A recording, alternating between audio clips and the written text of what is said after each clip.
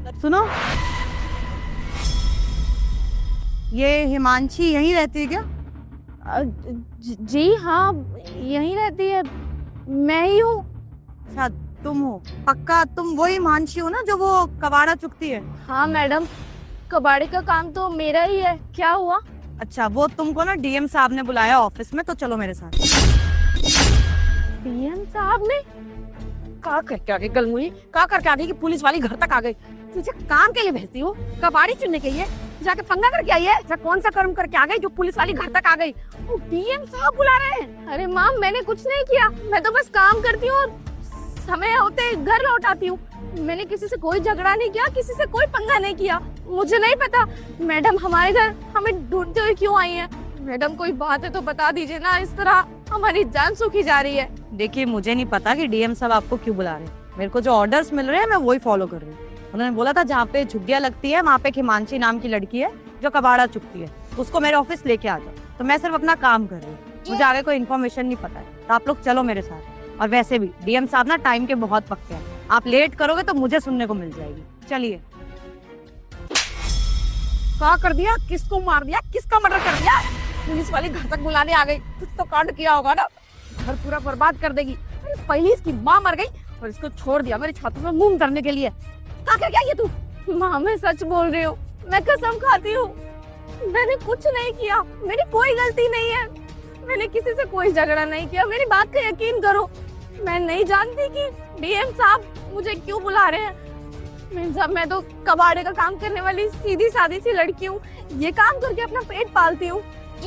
आप क्यों लेने आई है मुझे? देखिए मैडम जी, आप जो भी हैं हमको तो नहीं पता, पर ये क्या करके आई है वो भी हमको नहीं पता।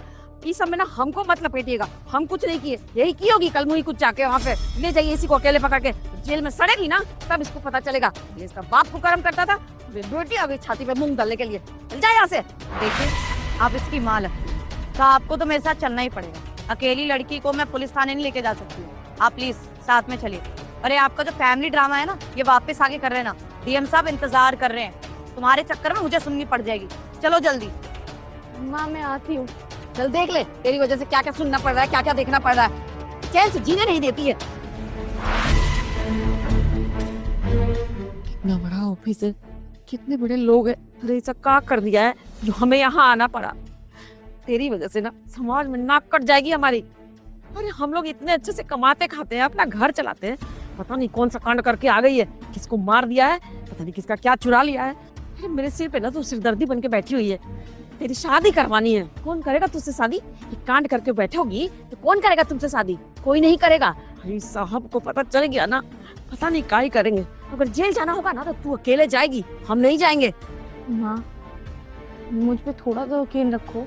मैंने बोला तो कि मैंने किसी से कोई झगड़ा नहीं किया है। मुझे कोई अंदाजा नहीं है कि डीएम साहब ने मुझे अपने इतने बड़े दफ्तर में क्यों बुलाया है। मैं तो जानती भी नहीं हूँ, और आप है कि मुझे लगातार कोसे जा रही है। थोड़ा तो यकीन कीजिए अपनी बेटी का। मैं तो सीधी सादी सी लड़की हूँ माँ। आपके कहने पे ही मैं कबाड़े का काम भी करती हूँ। आपने मेरी पढ़ाई छुड़वा दी, मैंने चूं तक नहीं किया, लेकिन आप है कि मुझ पे भरोसा भी करके राजी नहीं है। माँ, थोड़ा तो भरोसा रखो ना। मैं कोई गलत काम नहीं करूंगी। मैं कोई भी ऐसा काम नहीं करूंगी जिससे आपका और पापा का सर शर्म से नीचा हो जाए। तो साहब भी बता सकते हैं कि हुआ क्या है। सीधी सादी। And that's a six. When boys hit a 6, get 66% off. An extra rupees 66 cashback only on Swiggy. सीधी सादी लड़की इतना कांड करती है। अगर सीधी सादी रहती ना तो हम यहाँ नहीं बैठे होते, अपने घर में रहते, काम करते। आज के बाद से कुछ ऊंच नीच किया ना तुझे जान से मार दूंगी मैं। ऐसा भी क्या कर दिया इसने तो आप जान से मारने की धमकी दे रही हैं इसको? आप यहाँ? एक मिनट, तू ये लड़का को जानती है? हाँ, मैं जानती हूँ। वो ये मेरा समझ गए हूँ, बहुत अच्छे से समझ गए। वो जो 10वीं कक्षा में स्कॉलरशिप का पैसा मिला था, वो सब इसी लौंडेबाजी के चक्कर में उड़ाया ना तूने। मैंने यही सोचा था, पैसा मिला है, हम अपने लिए जेवर बनाएंगे, घर में लगाएंगे पैसा। पर मैडम को फुर्सत कहाँ है लौंडेबाजी करने से, किसी के पीछे उड़ा दिया होगा पैसा। अच्छा हुआ टाइम रहते ना तेरी पढ़ाई छुड़वा दी, वरना तुम तो जाके स्कूल में और गुल खिला देती। तू क्या करेगी? तू कुछ नहीं करेगी, तू नाक कटवाएगी सिर्फ। वो हमारा सगा बेटा है ना, वही कुछ नाम कराएगा हमारा, पैसा भी देगा, नाम भी रोशन करेगा। लौंडेबाजी कर रही हैं, इनको भी पहचानती हैं ये। तभी तभी डीएम बुलाया है यहाँ पे हमको। पकड़ी गई होगी रंगे हाथों। कलमुली। बस कीजिए, भूलिए मत, सरकारी दफ्तर में खड़ी हैं अभी आप। चाहो तो धक्के मार के बाहर निकलवा सकता हूँ। पर क्या जानती हैं आप मेरे बारे में?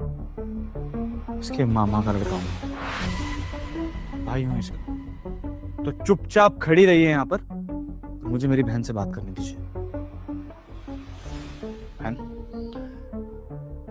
देख, तेरे मन में बहुत सारे सवाल होंगे, पूछ ले। मुझे तो बहुत खुशी हुई तुझे यहाँ देखकर।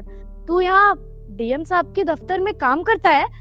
तू जानता है डीएम साहब को?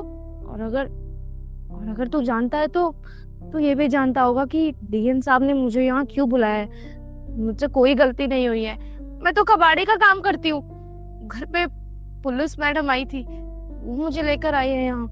क्या बात है? चिंता मत कर, तूने कोई गलती नहीं की है। और तू भी डीएम को बहुत अच्छे से जानती है। मैं डीएम साहब को बहुत अच्छे से कैसे जानती हूँ? मैंने तो नाम भी नहीं सुना। कैसी बातें कर रही? बचपन में जिसके साथ खेली कूदी बड़ी हुई, आज उसका ही नाम नहीं पता तुझे? तेरा भाई है यहाँ का डीएम। अब तो नाम याद आ गया होगा ना?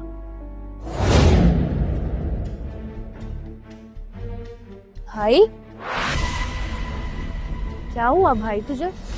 तू इतना परेशान क्यों बैठा है? कुछ नहीं हुआ, बस ऐसे ही। नहीं, कुछ तो बात है। तू कभी इस तरह चुपचाप उदास नहीं बैठता। तू तो चुलबुला रहने वाला बच्चा है। जरूर तेरे मन में कोई बात है जो तू छुपा रहा है। तू अपनी बहन को नहीं बताएगा? क्या बताऊं मैं? किसी ने ठीक ही कहा है, हम जैसे छोटे लोग ना कभी बड़े सपने नहीं देख सकते। लेकिन मेरी गलती थी कि मैंने इतना बड़ा सपना देख लिया। मैंने इतिहास के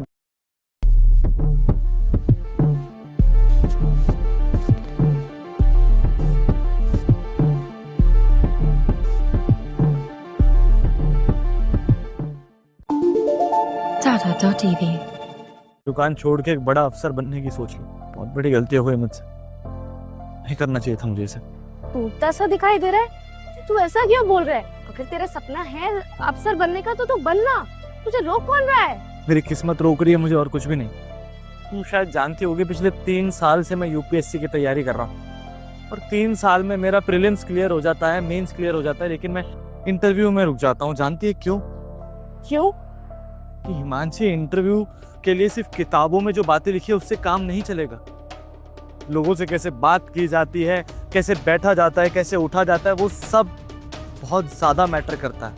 मैं ठहरा यहाँ प्याज बेचने वाला इंसान, मुझे क्या पता कुर्सियों पे एसी के सामने कैसे बैठा जाता है टाई वाई लगा के। इसलिए वो लोग कभी मुझे सिलेक्ट ही नहीं करते। वो मुझे समझते नहीं इस लायक कि मैं इस देश को संभाल सकता। क्योंकि जिस इंसान को बैठने उठने की तमीज ना हो, क्या कुछ करेगा अपनी जिंदगी में? सच कहूँ तो इसके लिए मैंने भी कोशिश करी। गया मैं एक जगह कोचिंग की बात करने, 25,000 रुपये मांग रहे हैं, और वो भी शहर में। अब 25,000 वहाँ दूंगा, कम से कम 1 से 2 महीना वहाँ रुकना पड़ेगा कोचिंग के लिए, खर्चा बहुत हो जाएगा। और उसके बाद ये दुकान। अब अपनी कोचिंग का खर्चा उठाऊं, शहर जाके रहूं, या फिर अपना पेट पालूं? हिमांशी, आज इस पेट के आगे ना ये सपने झुक गए हैं। अब सोच लिया, आज के बाद अपनी दुकान संभालूंगा, अच्छे से काम करूंगा। कोई फायदा नहीं है ऐसे सड़क पे बैठ के पढ़ाई करके, मेहनत करके, कुछ नहीं मिल रहा मुझे। इससे अच्छा है कि अपनी दुकान पे ध्यान दूंगा। 1 मिनट रुक, मैं भी आती हूँ।